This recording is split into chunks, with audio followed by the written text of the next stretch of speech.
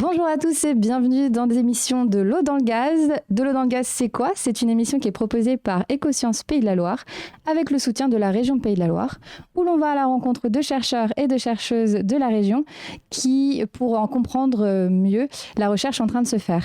Je suis Maïna, je serai votre voix tout au long de cette émission, donc si vous avez des questions, n'hésitez pas à les poser dans le chat.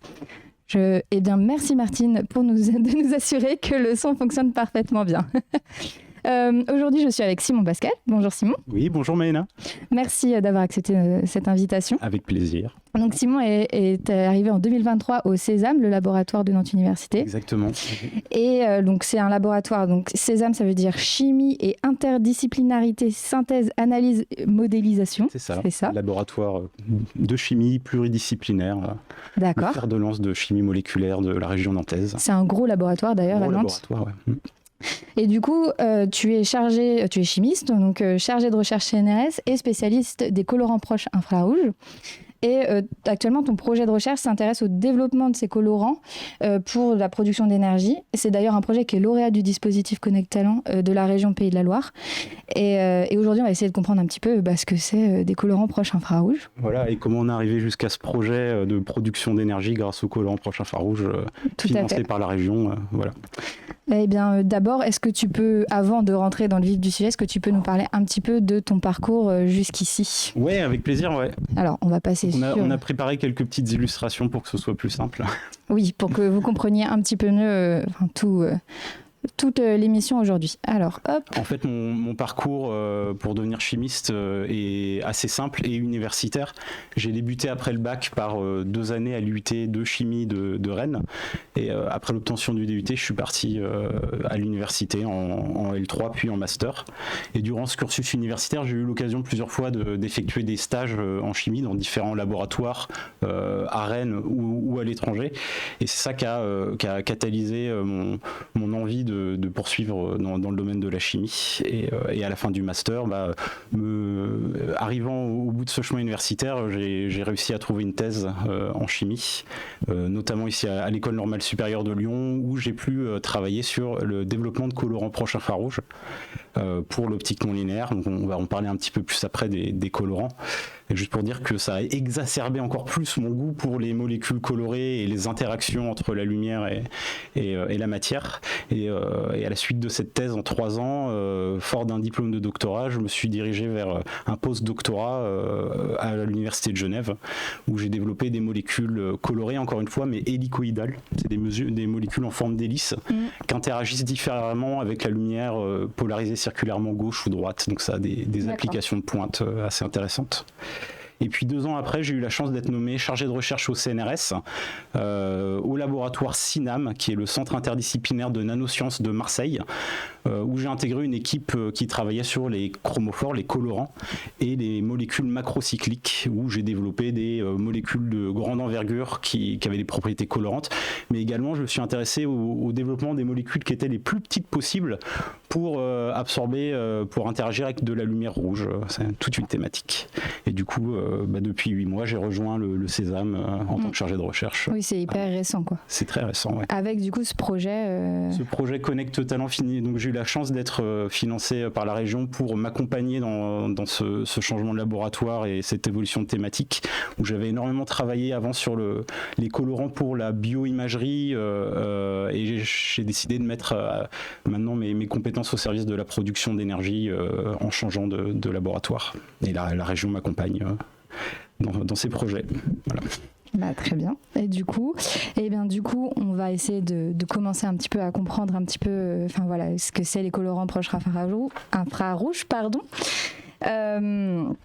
Donc on va, avant de se poser la question de ce que c'est, on va peut-être faire un petit peu de base de la chimie. On va un petit peu de revenir aux bases.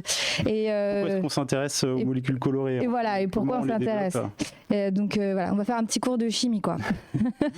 Donc ça va être relativement simple, mais ce qui est important d'imager déjà, c'est le spectre électromagnétique, qui est la frise qui est représentée en haut de la diapositive, où on voit en fait les gammes des rayons X, de la lumière ultraviolette, visible, infrarouge, et après on va vers les micro-ondes et les ondes radio. Et en fait, c'est une échelle d'énergie, c'est le spectre électromagnétique, et les molécules, la matière peut interagir avec ces ondes électromagnétiques de différentes énergies.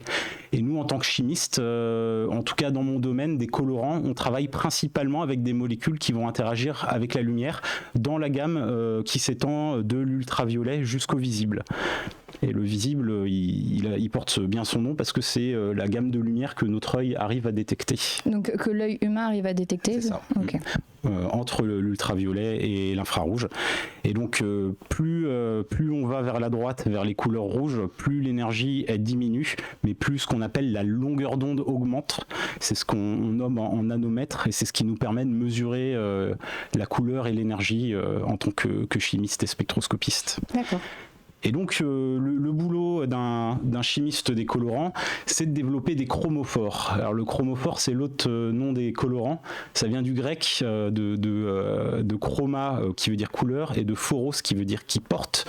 Donc typiquement les chromophores, c'est les molécules qui vont porter la lumière, qui vont interagir avec.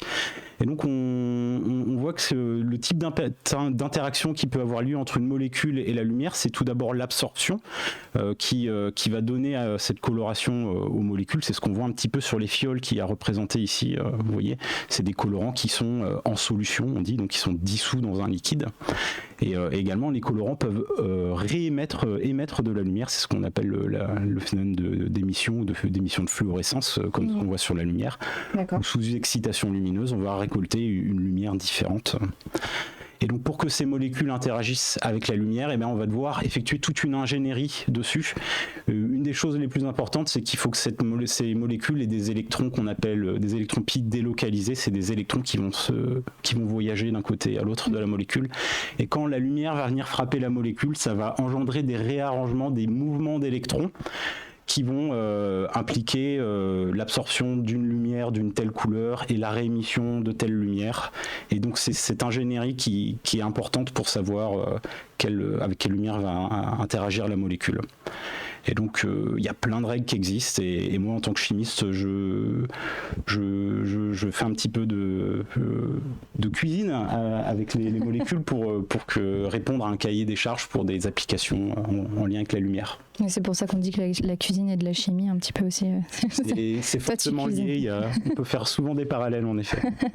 Et du coup, tu dis que les électrons donc, se baladent, donc, et comment ça, est-ce que c'est valable pour toutes les assemblages, enfin toutes les molécules, ou est-ce que il y a certaines... Alors non, il y a beaucoup d'autres phénomènes qui peuvent avoir lieu, notamment si on a des métaux, des dérivés inorganiques, mais dans le cas des molécules que je développe, des molécules qui s'appellent organiques, principalement constituées d'atomes de carbone. On a aussi souvent de l'azote, de l'oxygène. On va essayer de mettre en jeu des transferts de charge, des mouvements électroniques dans les molécules qui vont leur donner ces propriétés d'interaction avec la lumière. D'accord. Voilà. Et donc j'ai quelques exemples pour vous, notamment. Vas-y. Va falloir qu'on rentre un tout petit peu plus dans les détails pour aller plus loin, mais un petit zoom sur le phénomène d'absorption. Quand un colorant, un chromophore est mis en solution, on voit que cette solution elle devient teintée. C'est le principe de la chimie des pigments et des colorants, et c'est parce qu'elle va absorber la lumière. Donc on voit un spectre lumineux sur la gauche ici. Et donc quand la lumière va passer à travers un matériau qu'absorbe, ici on a un colorant en solution, le colorant va garder une partie de cette lumière, va l'absorber, et donc va laisser passer, transmettre toute la lumière qui n'est pas absorbée. Cette lumière qui est transmise va définir en fait la couleur de la solution de ce colorant. Par exemple, là, on a une solution qui absorbe beaucoup de vert et de bleu, et donc laisse passer tout le rouge, et donc la solution a un aspect rouge. Ça, c'est le phénomène d'absorption qui est très important. Donc ce qu'on voit, c'est ce qui n'a pas été absorbé. Voilà, c'est la lumière transmise. Ok. C'est ça. Et donc, d'un point de vue photophysique, là on entre un petit peu plus dans les détails, ça correspond à une absorption d'énergie par la molécule. Et pour ça, je vous ai pris un exemple tout simple. C'est la molécule de la quinine, qui est assez connue parce que c'est un antipaludique qui a été démocratisé au XVIIe siècle, si je me souviens bien, un antimalarial, qui est présent, qui est extrait de l'écorce de quinquina et qui est présent dans certains sodas comme le Schweppes ou le Canada Dry. Okay. Donc là, c'est un mauvais exemple de colorant parce que le Schweppes, il n'a pas de couleur. Il n'a pas de couleur. C'est parce que c'est un colorant qui absorbe la lumière UV. Et la lumière UV, nous, on ne la voit pas. Donc, je vais vous donner d'autres exemples après. Mais cet exemple est assez parlant parce que on voit que je vous ai tracé un spectre d'absorption de la quinine en bas à gauche. Donc la quinine absorbe la lumière à 350 nanomètres, c'est dans la gamme UV, donc on la voit pas, c'est pour ça que la bouteille est transparente, elle laisse passer toute la lumière visible. D'accord. D'un point de vue plus spécifique, ici c'est un diagramme de Perrin-Jablonski, ça s'appelle. C'est juste une histoire de quantifier l'énergie absorbée par la molécule, donc cette énergie c'est de la lumière. Et en absorbant cette lumière, la molécule va passer d'un état fondamental à un état excité. Cette énergie va exciter la molécule. C'est ça le phénomène d'absorption. Et ensuite, la molécule, pour se désexciter, elle va avoir plusieurs options. Elle va pouvoir chauffer, vibrer et redescendre à l'état fondamental. Ou une autre possibilité, c'est une désexcitation radiative. La molécule va fluorescer. Et lorsqu'elle fluoresce, on a émission de photons de fluorescence qui a lieu à plus basse énergie, donc plus haute longueur d'onde. Okay. Là, dans le cas de la quinine va émettre un photon bleu. Qui cette fois-ci est dans le domaine visible, et c'est pour ça que si on place une bouteille de Schweppes sous une lumière UV, on va observer une coloration bleue, une émission bleue de C'est marrant, du coup c'est une expérience qu'on peut faire nous-mêmes très facilement. Ouais. Alors faites quand même attention parce que la lumière UV peut entraîner des dommages aux yeux. Okay. Donc, faire attention, se protéger, mais oui, c'est une expérience intéressante. J'ai une question par rapport à ça. Par exemple, ça n'a rien à voir peut-être avec ça, mais c'est quand on est on fait du laser game par exemple et que ça réfléchit tous les c'est quoi cette lumière là qui fait un peu ce même effet en fait, qui est un peu fluorescente Le laser du pistolet Non, justement quand il y a des lumières dans ces des lumières blanches. Ouais, ah oui d'accord, donc ça n'a rien à voir. C'est un mix de plusieurs longueurs d'onde, mais il est probable qu'il y ait de la lumière UV un petit peu dedans aussi. Okay. Ce qui fait par exemple ressortir bien les couleurs blanches. Oui, c'est ça, c'est pour ça qu'on dit qu'il faut pas porter de blanc quand on fait ce genre de jeu, parce que justement on est plus visible. Ok, d'accord, donc c'est encore il y a potentiellement un peu de lumière UV là-dedans. Ok. Et donc la lumière UV, on sait que ça a des conséquences négatives sur. Oui, parce que c'est un rayonnement qui est très énergétique. En fait, c'est les longueurs d'onde vers 350 nanomètres, c'est particulièrement énergétique, et c'est pour ça qu'on essaie de s'en protéger en mettant de la crème solaire. D'ailleurs, la crème solaire, ça va être des particules inorganiques ou des molécules organiques qui peuvent être similaires à la quinine, qui vont absorber ces rayonnements UV et la dissiper d'une autre manière, notamment vibration, chaleur, pour que la peau en dessous, les pigments de la peau n'absorbent pas cette lumière, ne soient pas endommagés. Ok. Voilà. Donc là, je vous ai donné un exemple du coup colorant UV qu'on va pas voir à l'œil, mais il y a beaucoup de colorants dans la nature qui sont visibles à l'œil. Quelques exemples ici, comme le bêta-carotène qu'on retrouve dans pas mal de végétaux. Qui est une molécule qui est particulièrement utile pour la santé, notamment parce que c'est un précurseur de la vitamine A, qui est utile pour la régénération des cellules, la vision aussi.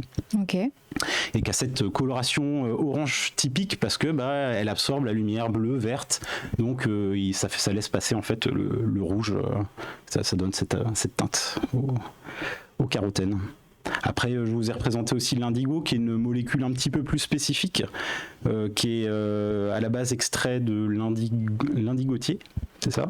L'indigotier, je ne connaissais pas, je ne savais même pas que c'est... En fait, c'est pareil, on extrait des feuilles de l'arbre et après on effectue des procédés chimiques dessus pour obtenir un dérivé oxydé qui est la teinture d'indigo. Et ça fait cette couleur bleue qu'il y a sur les violette, jeans. Ça dépend après de l'état, mais donc c'est ce qu'on appelle un pigment, c'est particulièrement insoluble.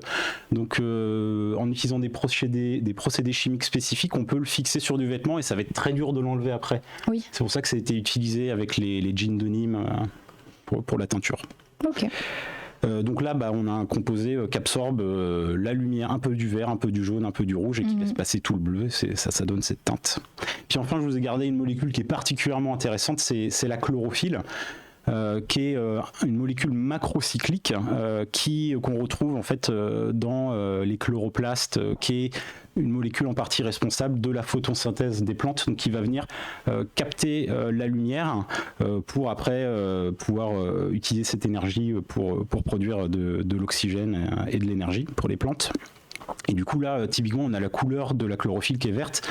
C'est simple, c'est parce que la chlorophylle, elle a 2 bandes d'absorption bien marquées. Une qui est dans le bleu, une bande de Sorey, ça s'appelle, et d'autres bandes, des bandes Q qui sont dans la gamme du rouge. Donc en fait, il n'y a que le vert qui passe. D'accord. Ok. Et donc la photosynthèse, c'est particulièrement intéressant parce que c'est la manière dont la nature a trouvé la stratégie pour utiliser la lumière solaire et en faire de l'énergie. Et c'est particulièrement intéressant parce que cette molécule, elle capte la lumière bleue, la lumière rouge et un tout petit peu du proche infrarouge, et ça va permettre de bien utiliser la lumière du soleil. Et du coup, on arrive au proche infrarouge. Donc c'est quand on est encore plus loin que le rouge. Et ce qu'on remarque, c'est que pour arriver à cette gamme optique, on a des molécules. Bon, il n'y a pas besoin de savoir dessiner des molécules pour voir que la chlorophylle, ça commence à être une molécule assez grosse. Donc il va falloir faire des molécules de plus en plus complexes pour pouvoir atteindre ces longueurs d'onde qui sont d'un intérêt particulier pour les applications contemporaines. Et donc c'est là où le chimiste de synthèse entre en jeu pour accéder à ces molécules.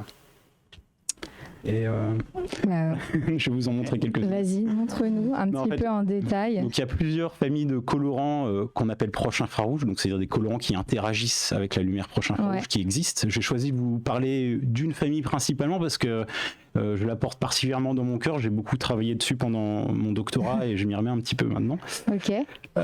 C'est la famille des polyméthylcyanines. Et donc c'est des colorants qui sont particulièrement intéressants parce qu'ils permettent d'atteindre des longueurs d'onde dans le proche infrarouge de manière assez simple, en gardant des structures relativement simples.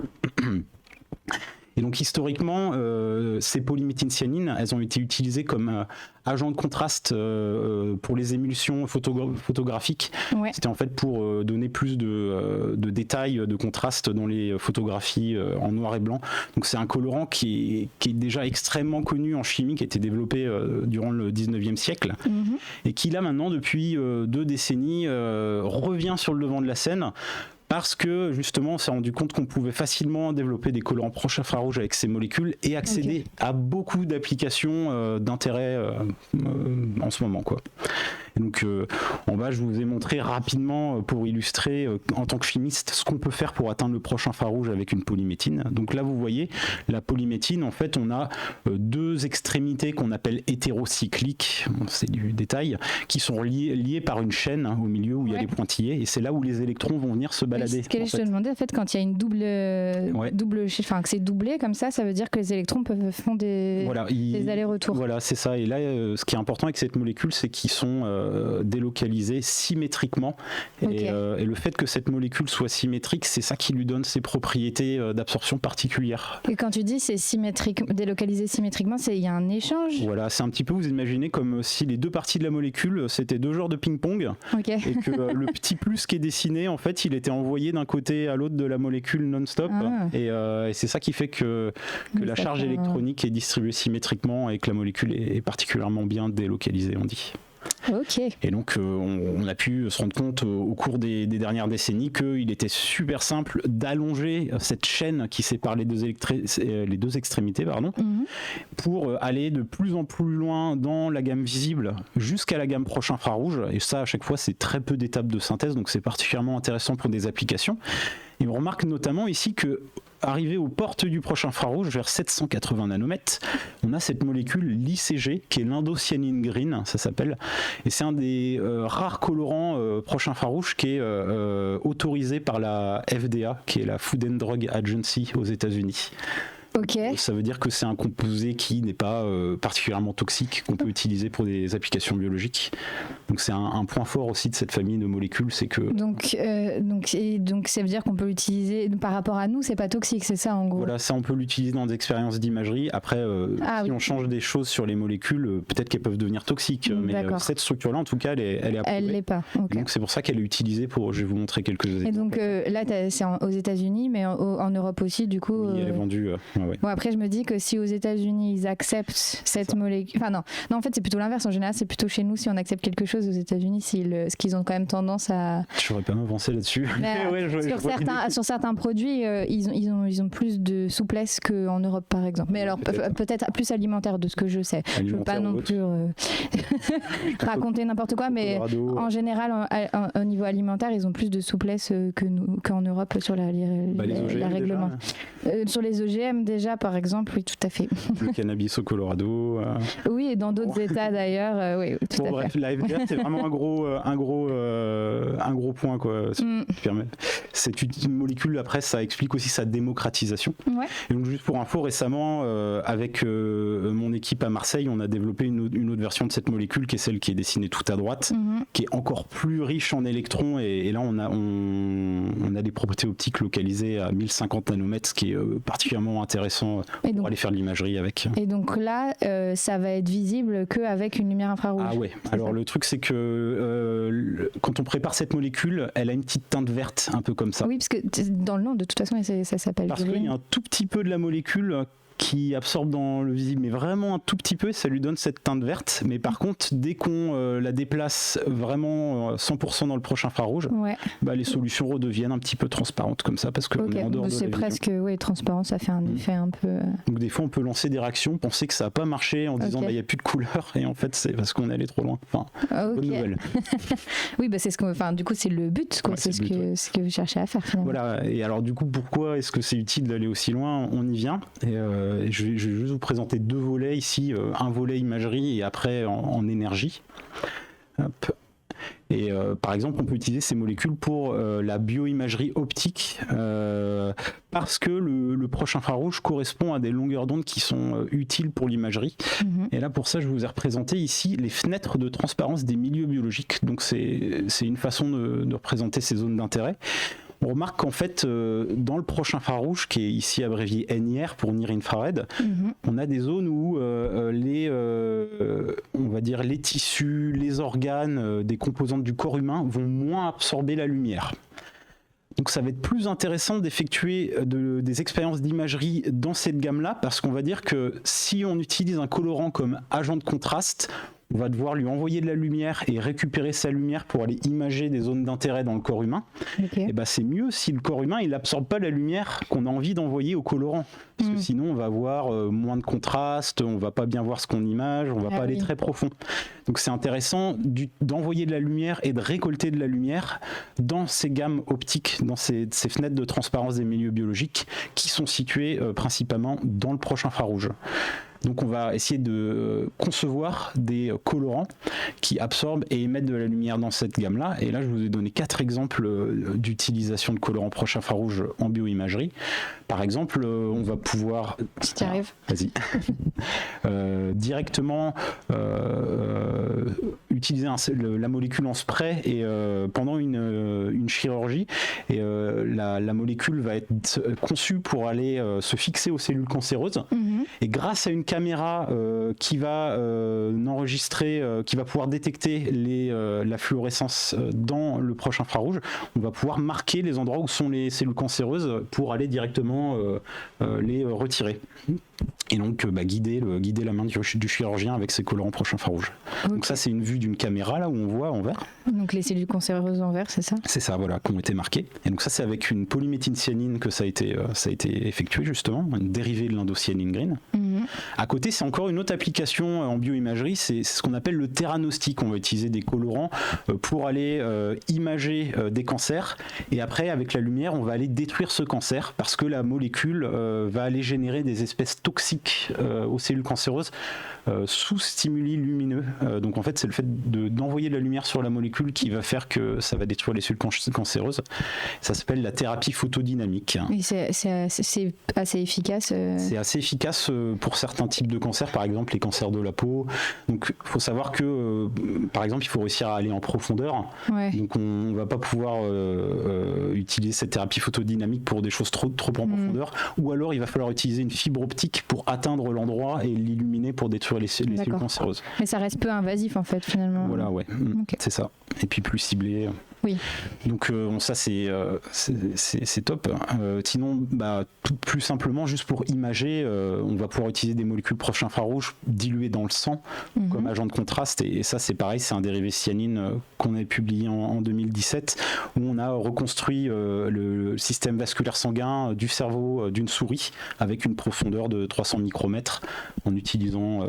Donc ça Ça, c'est les vaisseaux sanguins. Du cerveau de la souris. Voilà, c'est ça. Ok.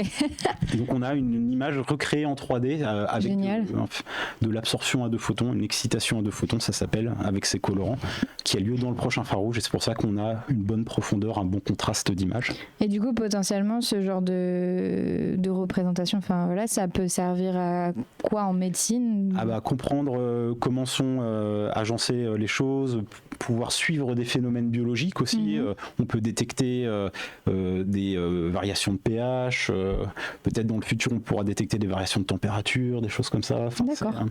C'est en fait une entrée dans le monde microscopique, quoi. Oui, c'est hyper impressionnant du coup. Et ça, c'est basé donc sur l'émission de fluorescence des molécules. Après, il y a d'autres phénomènes qui peuvent être utilisés, comme de plus en plus se démocratise la bioimagerie photoacoustique, où là, c'est le fait que la molécule se désexcite en vibrant, en émettant de la chaleur, ça va générer des ultrasons. Et on va pouvoir détecter ces ultrasons pour reconstruire une image. Ici, je crois que c'est l'image, c'est de l'imagerie du sein. Donc tu peux détecter des ultrasons avec des colorants. Les colorants en fait vont absorber la lumière, et comme les colorants sont à l'endroit qu'on veut imager, ils vont renvoyer des ultrasons qui vont en fait donner une information sur le lieu où ils sont situés. Ça permet de reconstruire une image. Voilà. Okay. Donc ça c'est les applications des colorants proches infrarouges. Et donc ça c'est notamment ce sur quoi tu as travaillé quand tu étais en postdoctorat postdoctorat et mes premières années à Marseille aussi récemment. Ces travaux-là sur le poisson zèbre ont été développés par Olivier Siry au laboratoire au CINAM à Marseille. D'accord. Ok. Hop. Et donc un autre volet particulièrement intéressant, surtout dans le cadre de cette émission, c'est la production d'énergie. Et donc,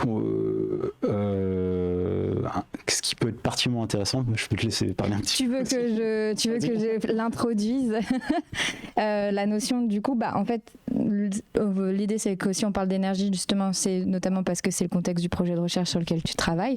Il y a quand même un enjeu aujourd'hui autour de l'énergie, de la production d'énergie en général. Et donc là, l'idée c'est de comprendre un peu dans quel contexte ce projet de recherche s'inscrit. Donc quand même un contexte un petit peu environnemental quand même. Faut pas, voilà, c'est un peu l'idée. Et donc ces colorants sont utilisés dans le développement de cellules solaires. Cellules photovoltaïques, donc production d'énergie. Alors, on va parler de cellules photovoltaïques, mais du coup, c'est pas exactement les mêmes. C'est pas les mêmes en fait que celles qu'on connaît. Non, c'est pas celles. C'est pas des panneaux solaires, quoi. Voilà, pas celles qui sont utilisées aujourd'hui par le grand public ou même dans l'industrie.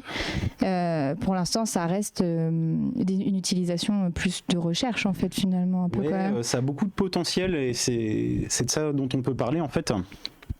Déjà, jusqu'à maintenant, alors ici je vous ai représenté le spectre de la lumière solaire qui, après avoir passé l'atmosphère, et on voit que déjà il y a une grosse part de lumière visible qui arrive, mais il y a aussi également environ 45-50% de cette lumière qui est présente dans le proche infrarouge.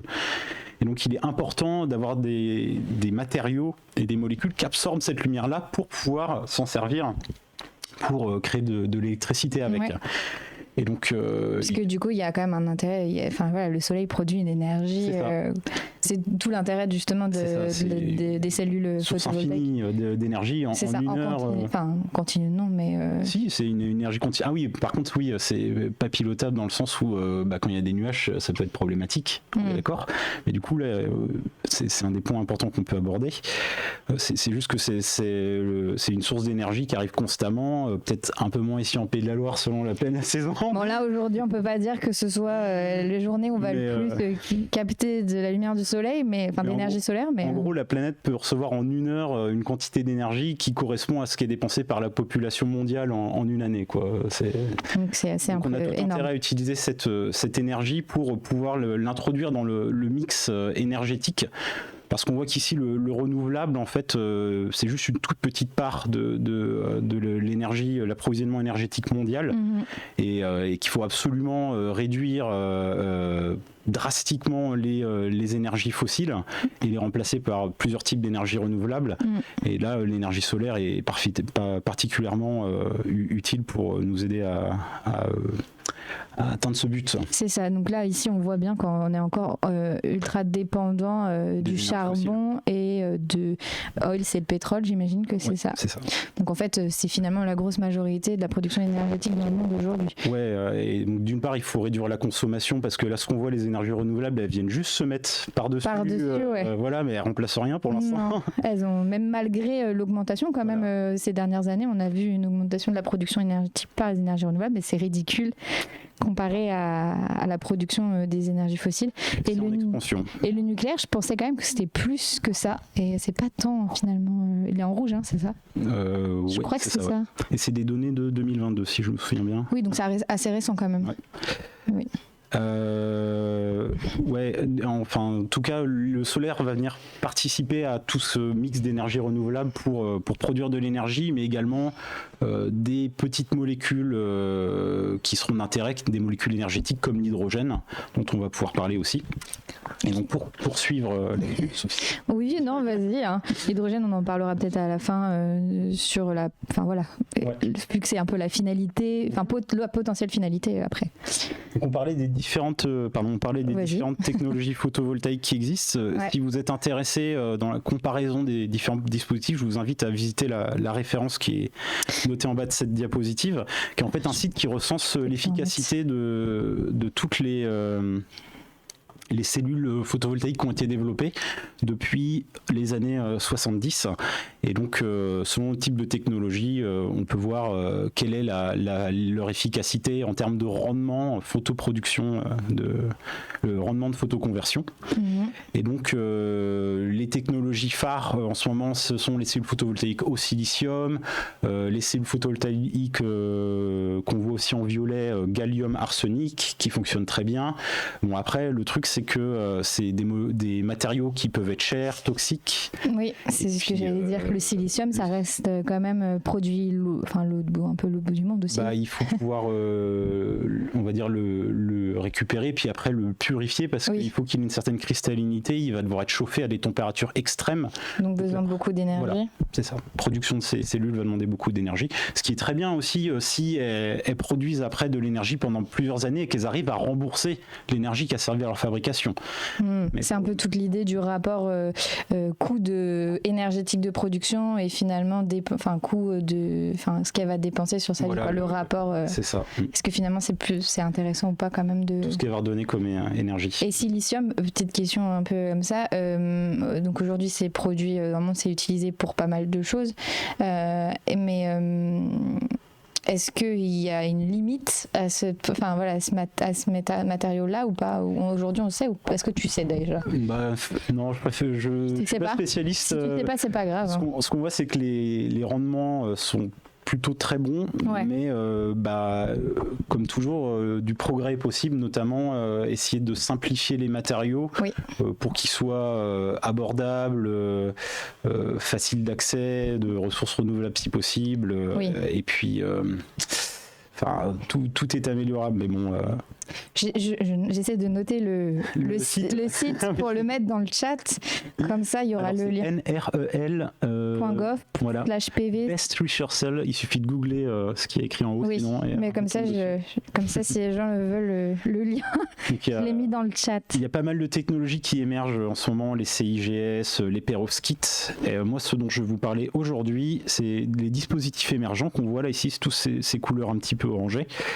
Et notamment les cellules solaires à colorant, Dye Sensitized Solar Cell, qui sont là les premières encadrées et qui ont été créées en fait dans les années 90 ici à l'EPFL à Lausanne, c'est pour ça que j'ai dit 90. Par un chercheur du nom de Michael Grätzel. Peut-être tu veux nous en dire deux mots. Oui, peut-être. Du coup, faire une petite chronique sur le... Donc, il est à l'origine du développement des cellules solaires à colorant. Et donc, c'est l'école polytechnique fédérale de Lausanne. Et elles sont basées sur le principe de la photosynthèse et en utilisant un colorant photosensible qui permet de générer des charges électriques. Ce sont des cellules solaires qui sont abordables et flexibles, c'est tout l'intérêt d'ailleurs, et elles ont attiré l'attention justement en raison de la simplicité de leur conception et leur potentiel d'application dans des conditions de luminosité variable. C'est tout l'intérêt de ces cellules. Donc EPFL, et donc c'était là-bas que t'étais ou non, pas du tout. Pardon. Bon, c'est pas très grand la Suisse, mais. Oui, non, t'étais à Genève, pardon, excuse-moi, j'avais oublié. En fait, je me retrouve à travailler là-dessus parce que au laboratoire que j'ai intégré, le Sésame, il y a une équipe de recherche avec des chercheurs comme Fabrice Audobel, Yann Pellegrin, Stéphane Diering, qui sont sont spécialistes de l'élaboration de ces cellules solaires et qui ont toute une expertise et avec qui je m'associe pour essayer de tirer profit du proche infrarouge dans le développement de ces cellules solaires. Et on va en parler un petit peu plus en détail. Parce que du coup, ils travaillent dessus depuis un moment. Oui, depuis 10-15 ans, je dirais. Ah oui. Différents types même de cellules solaires et aussi la production d'hydrogène. Donc ce qu'on remarque, c'est qu'il y a eu pas mal d'avancées sur ces cellules solaires à colorant, donc c'est les petits ronds remplis de blanc là, oui, c'est ça.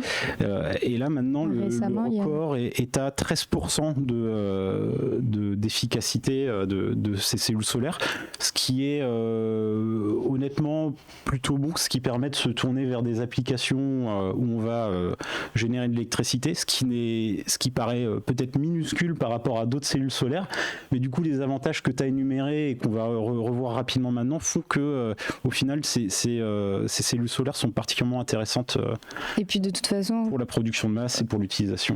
Il faut rappeler déjà, là on parle quand même d'un projet de recherche ou même de recherche qui est sur le temps long, parce que la recherche est sur le temps long, donc 10-15 ans, et en plus là il y a quand même plein de technologies qui sont en train d'être développées, et puis c'est comme s'il y a un mélange de plein de choses, il ne faut pas non plus s'attendre à ce qu'il y ait une solution. Et puis il y a toujours des découvertes en plus. C'est ça qui est marrant en regardant ce graphique, c'est qu'on voit qu'il y a des sauts parfois, on voit qu'il y a une découverte et bam, ça monte et c'est passionnant. Là oui, parce qu'on voit bien qu'ici ça a stagné quand même pendant un certain temps, puis hop, on a avancé et là maintenant on a ça a augmenté quoi. Donc bon, après ça, ce sont des efficacités de laboratoire, hein, on est d'accord. Donc dans certaines conditions. Voilà, donc c'est sûr que derrière quand on va au dispositif taille réelle, on va en reparler après, mais les efficacités peuvent descendre. Et ça fait partie du travail du chimiste, c'est de faire que tout fonctionne bien et qu'il n'y ait pas de perte après quand on part sur des plus grandes échelles. Oui.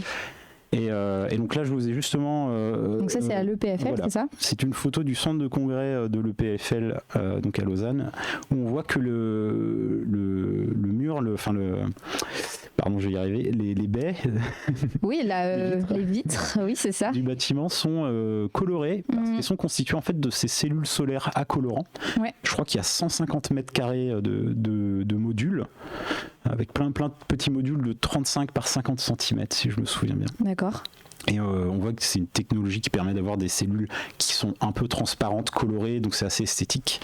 Je trouve que j'ai déjà vu la photo, hein, donc je trouve que c'est très joli. En fait, ça donne une ambiance assez jolie, particulière. Et, donc même si c'est pas transparent, c'est pas très grave finalement.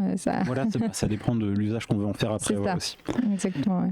Donc oui, pour revenir sur ce que tu as dit, cette technologie présente pas mal d'avantages. Donc on a dit que les rendements sont d'environ 30%, mais dès qu'on va avoir une luminosité faible, on va avoir des rendements qui vont être améliorés, ça monte jusqu'à environ 30-35%, et ça permet de continuer à générer de l'électricité s'il y a des nuages par exemple, ça fonctionne très bien, ou même en intérieur en fait, on pourra avoir des cellules photovoltaïques dans des pièces qui vont aller récupérer de l'éclairage ambiant artificiel. D'accord. Pour aller récupérer ces photons pour produire de l'électricité.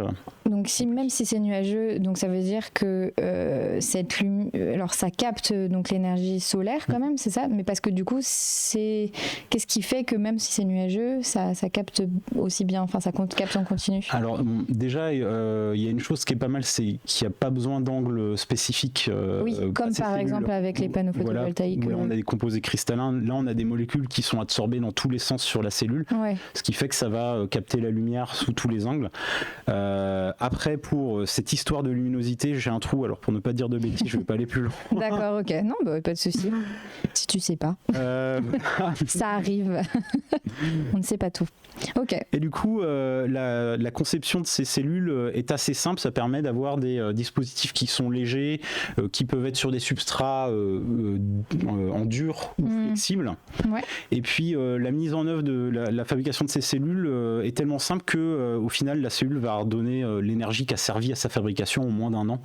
Donc au final, ça implique pas beaucoup de coûts et une utilisation, un rendement intéressant. Temps de récupération d'énergie, je cherchais, qui est assez rapide.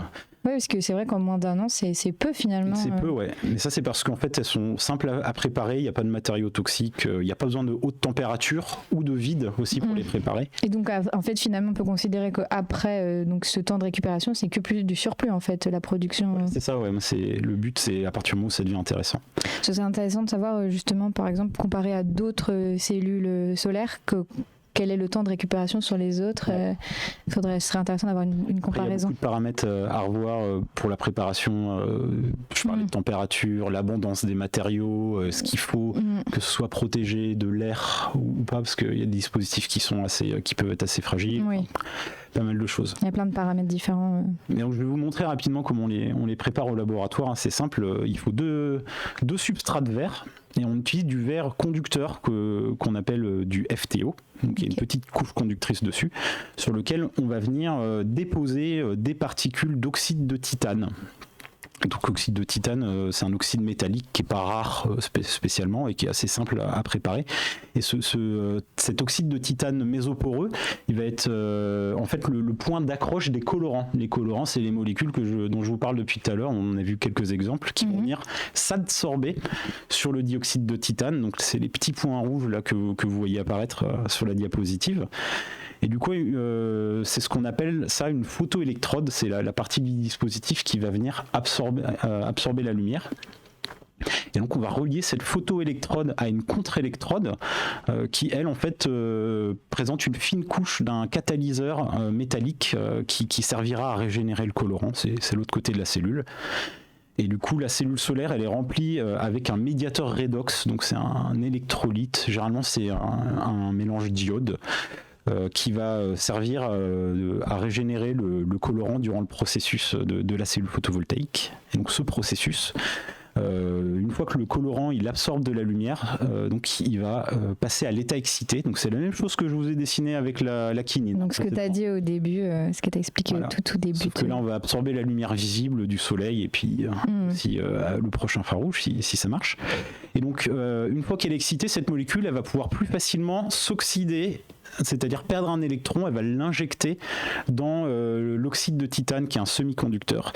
Et depuis l'oxyde de titane, l'électron va pouvoir traverser jusqu'à l'autre électrode en alimentant un dispositif.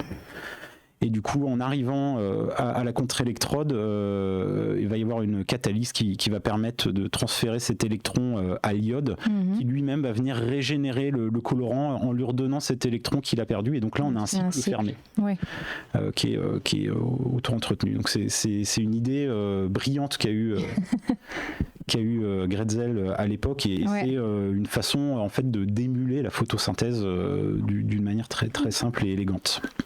Et c'est, là, on voit les épaisseurs, c'est pas vraiment, c'est très fin, vous pouvez pas le voir à l'œil. En fait. Mais le colorant, par contre, on peut le voir à l'œil. Et je vous ai mis une petite photo en fait des cellules photovoltaïques qu'on développe au laboratoire, voilà. Donc là, on n'est pas, ceux-là, on va pas les mettre dans les vitrages. Donc là, c'est même assez foncé, en fait. C'est très foncé parce que donc ça, c'est du complexe de ruthénium que j'ai mis dessus, c'est un classique.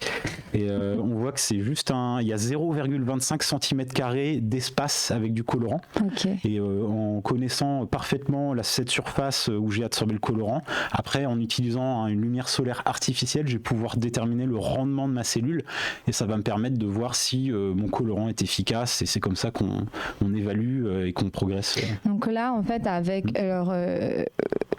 comment vous calculez la production d'énergie? Là, c'est juste qu'on peut évaluer que le colorant est oui, efficace. en fait, on voit là mes deux électrodes de verre, il y a un petit peu d'étain au bout, je mets des pinces crocodiles, okay. Et puis, sans illumination et avec illumination, je vais aller mesurer le courant qui est produit, et puis après on peut remonter selon la surface au rendement. Donc ça, c'est ce que vous faites en laboratoire, vous faites plein de tests différents. Au quotidien, voilà, on va tester les colorants, les conditions de dépôt, etc. Donc c'est tout un travail d'ingénierie, de synthèse d'abord du colorant, de caractérisation pour voir si ses propriétés sont cohérentes pour bien absorber la lumière, là, tous ces processus, et après on va aller monter la cellule et voir si on a raison et comment on peut optimiser pour aller de mieux en mieux à chaque fois. Ok. Hop. Et donc, intérêt du prochain infrarouge, on y revient pour... Quel est l'intérêt du prochain infrarouge, tout à fait. Donc, jusqu'à présent, les colorants dans ces cellules solaires à colorants tirent majoritairement profit des radiations visibles. Parce que, comme on disait, c'est toujours un peu plus compliqué d'élaborer des molécules proches infrarouges. Il y a quand même de plus en plus de molécules qu'on appelle panchromatiques. Panchromatiques, ça veut dire qu'elles vont absorber toute la lumière visible jusqu'au proche infrarouge. Et là, donc, ça maximise la récolte des photons. Okay. Donc le potentiel rendement de ces cellules solaires. Et donc il y a un intérêt à développer des colorants proches infrarouges dans ces cellules solaires pour soit les mettre avec des colorants visibles, soit spécifiquement du proche infrarouge, déjà pour augmenter les rendements des cellules. Et d'autre part, alors je ne sais pas si vous voyez bien, mais ici en pointillé, on voit on voit une courbe. Voilà, c'est la réponse photopique. En fait, qui est la vision de l'œil. Et on voit que le proche infrarouge est un peu sur le côté. Si on développe des colorants qui sont situés en dehors de la vision de l'œil, on va pouvoir développer des cellules solaires qui seront totalement transparentes. Et ça, c'est particulièrement intéressant. Hop là, je vais trop loin. Parce que aujourd'hui, beaucoup de cellules solaires, notamment des technologies du silicium, par exemple, sont opaques. Oui. Ça, on les met sur les toits, etc. Si on veut avoir de la transparence, on est obligé d'écarter les cellules pour faire passer un petit peu de lumière entre. Ou sinon, on a les dispositifs solaires à colorants qui sont un petit peu comme ceux qu'on a vus, voilà, mais pas incolores. Donc c'est toujours bien esthétique, on voit à travers, mais c'est pas totalement transparent. Oui. Donc, par exemple, on pourra pas imaginer en mettre dans les pare-brises de voiture. Non, ça fonctionne. Oui. Ou en tout cas, certainement pas sur des objets où on a besoin de voir. Un écran de montre, quelque chose comme ça. Et donc l'idée, ce serait de développer des colorants qui sont sélectifs du proche infrarouge, donc qui n'absorbent la lumière que dans le proche infrarouge et pas du tout dans le visible, pour pouvoir avoir des cellules solaires totalement transparentes et incolores. Et donc après, là c'est quelques exemples d'utilisation de ces colorants qu'on peut imaginer intégrer dans les façades des bâtiments, dans des petits objets du quotidien qui peuvent être portés. Par exemple, vous pouvez imaginer des sacs à dos où dessus il y a une petite bande photovoltaïque. Ça peut être des appareils qui sont aussi dans les intérieurs, des horloges, des choses comme ça. Et tout dépend après de l'efficacité de la cellule. Quelle sera la puissance qu'elle pourra délivrer derrière, quoi. Donc c'est pour ça que le but, c'est d'augmenter leur efficacité. L'efficacité énergétique, ok. Et donc là, pour l'instant...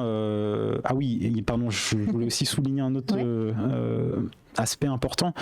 C'est qu'en filtrant ces radiations proches infrarouges, si on intègre par exemple ces cellules dans les vitrages des bâtiments, dans les façades, on va pouvoir filtrer cette lumière solaire.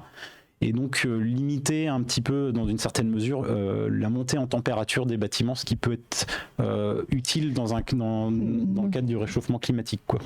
Donc oui, ça permettrait, c'est une potentielle solution d'isolation, pas vraiment. Limitation d'augmentation de température due à ces radiations. Et donc on n'est que dans le sens d'augmentation des températures.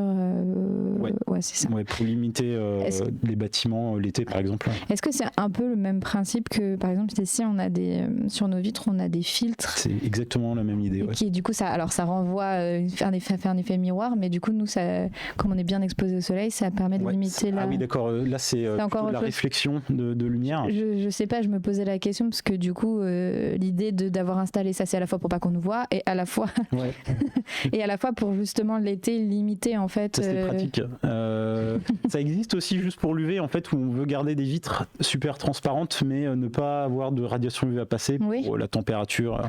C'est un petit peu comme une crème solaire de vitre. Oui, c'est ça. Voilà. Là, l'idée serait pareil. On pourrait avoir des vitres qui auraient ce filtre proche infrarouge, pour avoir un filtre UV en plus d'ailleurs, hein. Et on en tire profit d'autant plus pour produire de l'électricité avec. C'est un plus, quoi. Ok. Et du coup, par exemple, si on met ça sur les vitres, si on remet des vitres avec ce système-là, donc potentiellement ce serait plutôt sur des bâtiments en construction, des choses neuves à terme, ou est-ce qu'on pourrait remplacer, je sais pas si tu as la réponse, mais est-ce qu'on pourrait potentiellement... Parce que du coup, ça veut dire qu'il faut quand même installer le système pour envoyer l'électricité, c'est ça ?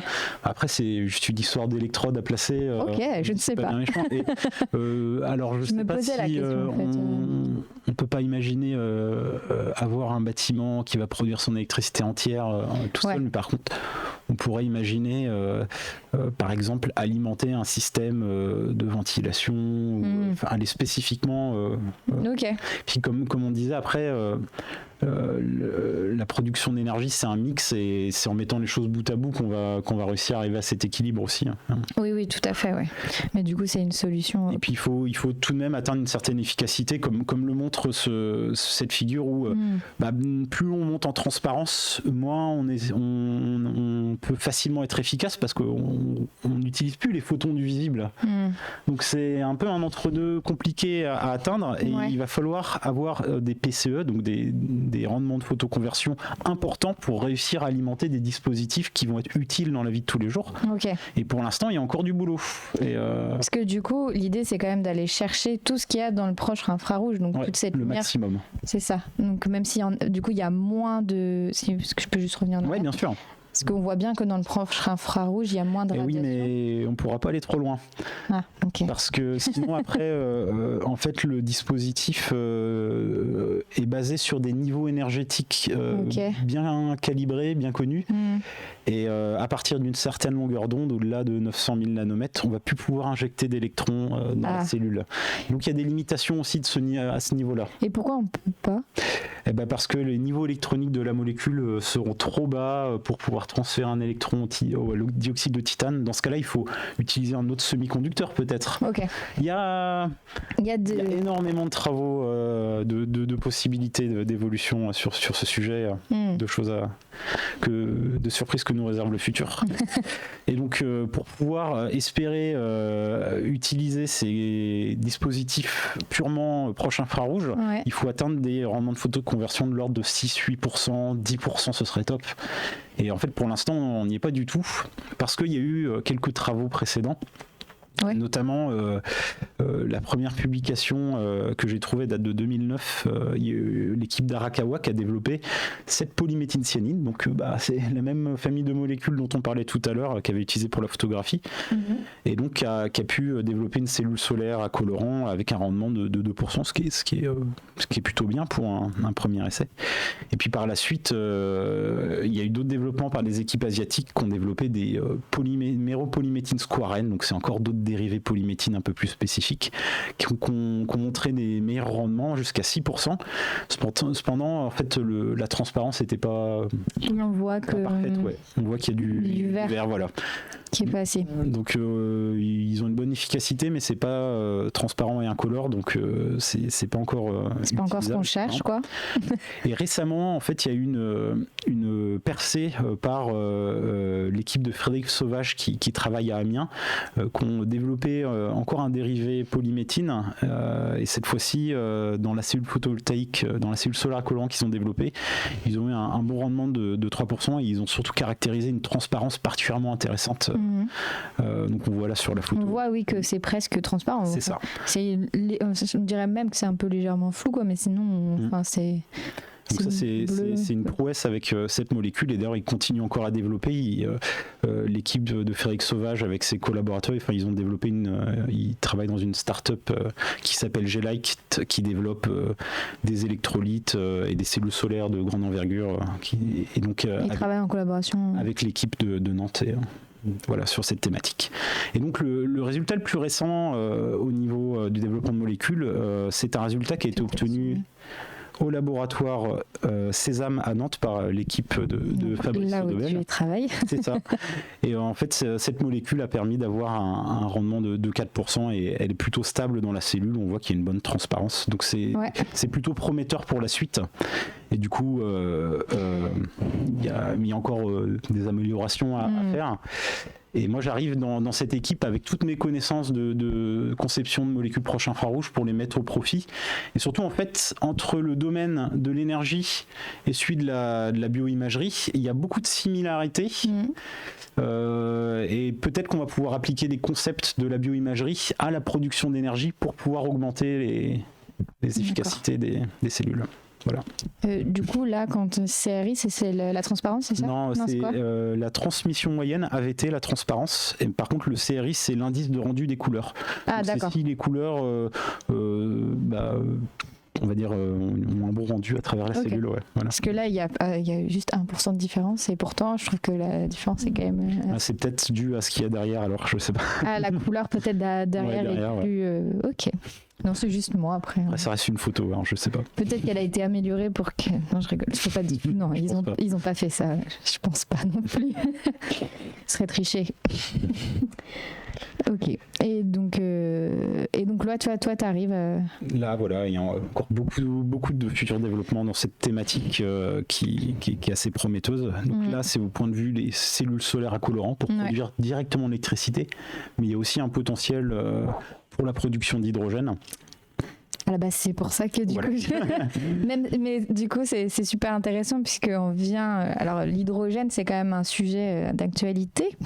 Si nous, on en a parlé récemment, c'est bien parce que, en fait, au niveau de la région, il y a aussi un intérêt là-dedans. Et en plus, je regardais une vidéo tout à l'heure qui parlait de l'hydrogène blanc et les découvertes. Je sais pas si tu as entendu parler de ça, découvertes de. Géologique en fait d'hydrogène naturel. Oui. Ok, d'accord. Justement, l'hydrogène naturel. J'avais fait une revue de presse là-dessus. Et donc là, on va parler d'hydrogène vert.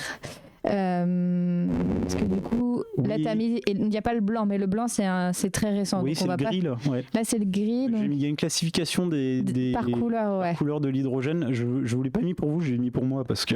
Si tu ne la connais pas, si moi, je la connais un petit peu. Mais...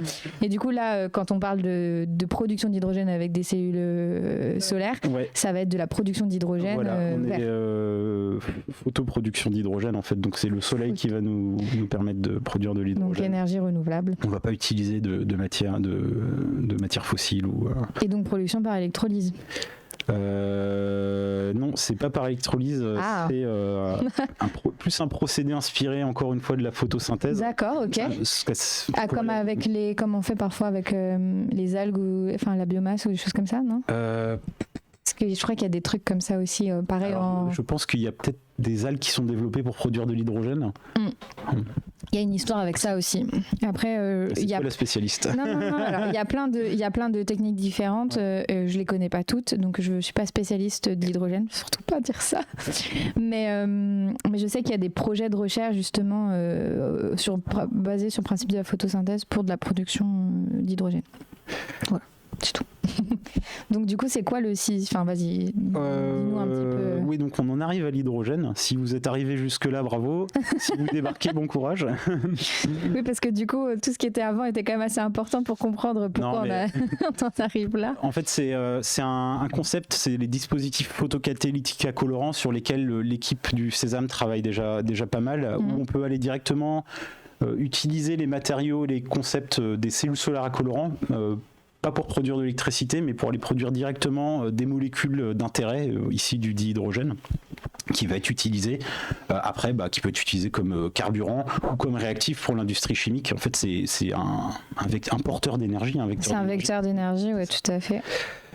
Et donc le concept basé sur la photosynthèse artificielle, on singe la photosynthèse artificielle, est assez relativement simple mais particulièrement élégant. Où là cette fois-ci on n'a plus besoin de substrat vert sur lequel on va fixer le dioxyde de titane. On a une solution colloïdale de dioxyde de titane. C'est des petites particules qui sont en suspension dans une solution aqueuse de l'eau, et on va aller absorber directement le colorant dessus, donc par les mêmes méthodes qu'on utilise dans les cellules solaires à colorant. Et on va également co-absorber dessus un catalyseur. Le catalyseur va être utile pour la production d'hydrogène. Et donc le catalyseur, ça peut être un complexe métallique par exemple, ou ça peut être un autre colorant. Et donc cette particule est en suspension dans l'eau parce qu'il nous faut une source de protons pour pouvoir les réduire en dihydrogène. Et donc, le principe, encore une fois, on va irradier cette cellule photocatalytique à colorant. Le colorant va absorber de la lumière, et une fois qu'il va être à l'état excité, il va pouvoir injecter un électron dans la particule de dioxyde de titane. Et cet électron va être transféré au catalyseur. Le catalyseur, qui va avoir accumulé 2 électrons, va pouvoir réduire le proton, le H+, en dihydrogène et produire ce gaz. Donc là, c'est pour la production d'hydrogène. Cependant, là, ce qu'on remarque, c'est que le colorant, il a perdu un électron, donc il faut le régénérer derrière. Donc, pour l'instant, la technologie actuelle, c'est d'avoir un réducteur sacrificiel dans le mélange qui va venir régénérer le colorant. Oui, parce que ce qui était intéressant avec les cellules solaires, à colorant, c'est que du coup, ça serait, c'était cycle fermé. Cycle fermé. Et là, du coup, c'est justement, il faut. Ici, il faut cet appui qui va au final générer un déchet au final. Oui, c'est ça. Voilà. Mais après, c'est vraiment, là on est au niveau de la recherche de pointe qui s'intéresse à remplacer ce donneur d'électrons sacrificiels pour par exemple mettre une autre réaction chimique de ce côté-là du cycle, qui va pouvoir produire une autre molécule d'intérêt qui pourra être utilisée. Ok. Et voilà, et donc on va pouvoir utiliser toutes les découvertes qui ont été faites dans les dispositifs solaires à colorant pour pouvoir les appliquer à ces cellules photocatalytiques, et aussi pourquoi pas tirer profit des radiations proches infrarouges. Je pense qu'il n'y a pas encore d'exemple pour dans ce domaine. De toute façon, le projet de recherche là, il est au ses débuts, on est d'accord. Ça donne. Après, l'équipe de Nantes est vraiment experte dans le domaine des dispositifs photocatalytiques, et il y a beaucoup d'avancées. C'est un domaine foisonnant. Mais j'avais rencontré Yann Pellegrin ? Non, un autre chercheur. Alors il me semble qu'il est, non, pas du Sésame, de l'IMN, je crois, qui avait parlé justement. Il travaille aussi sur, qui avait essayé de m'expliquer un petit peu ce que c'était la photocatalyse. Ce qui n'est pas forcément facile à expliquer. Voilà, mais, là, vous avez tous les éléments, ça va. Mais là c'est vrai qu'en une heure, on a bien fait le tour de tous les éléments, mais du coup, ouais. Donc, et du coup, qu'il y a un dispositif. Et donc là, le projet de recherche, il vient de commencer. Et donc, il va s'étendre sur combien de temps? Voilà, sur 4 ans, le temps de...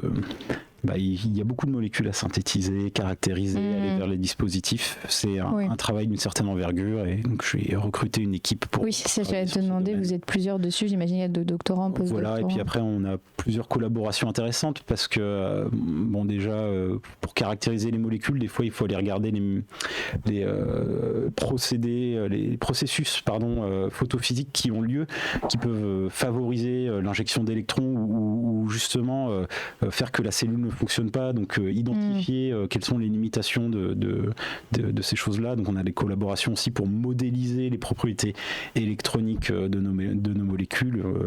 On est une équipe de chimie théorique au Césame. On collabore également avec la start-up G-Light de Frédéric Sauvage, entre autres, et ses collaborateurs à Amiens, pour le développement de dispositifs de plus grande envergure. Le remplacement aussi de l'électrolyte dans la cellule qui est liquide par des électrolytes solides, qui va augmenter la stabilité et faciliter la commercialisation de dispositifs. Là, c'est liquide, donc c'est un milieu aqueux.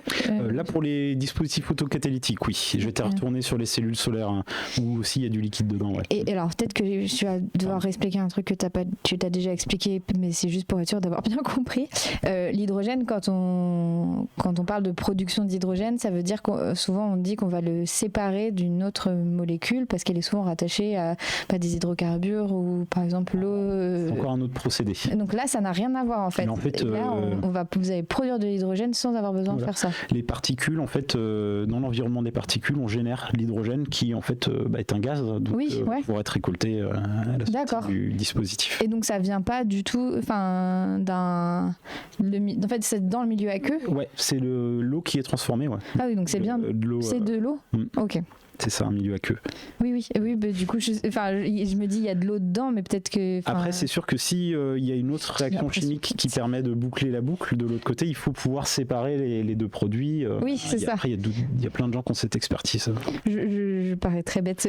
Non, pas du tout. C'est juste pour être sûr d'avoir bien compris, en fait. Moi, je m'intéresse à ça depuis quelques mois et je suis le premier à avoir des questions bêtes. Non, mais c'est que du coup, oui, milieu aqueux, ça paraît logique que ce soit de l'eau, mais du coup, je voulais être sûre que j'avais bien compris que c'était ça. Mais par exemple, c'est vraiment pas bête parce qu'en laboratoire, souvent, on monte. Il y a des expériences qui sont réalisées dans de l'acétonitrile, qui est un autre solvant qui est très polaire. Ok. Et où on met juste quelques gouttes d'eau pour avoir cette source de protons. Mais le rêve, c'est d'avoir ces cellules dans l'eau. Mais au laboratoire, des fois, on n'y est pas encore parce que le colorant aime pas du tout être dans l'eau et donc il va ne plus du tout avoir les propriétés qu'on attendait. Énormément de paramètres à prendre en compte. D'accord, ok. Bon, c'était pas si bête que ça. Je suis pas. Enfin voilà, la chimie pour moi c'est très loin, donc voilà. C'était au lycée, ça remonte à quelques années quand même. Mais du coup, ouais. Ok, c'est bon, j'ai compris alors. Il va nous tenir occupés pendant 4 prochaines années. J'en profite du coup pour remercier la région. Dans le cadre de Connect Talent pour financer ces recherches. Bah oui. Le CNRS et le laboratoire, le César de l'Université de Nantes. Voilà.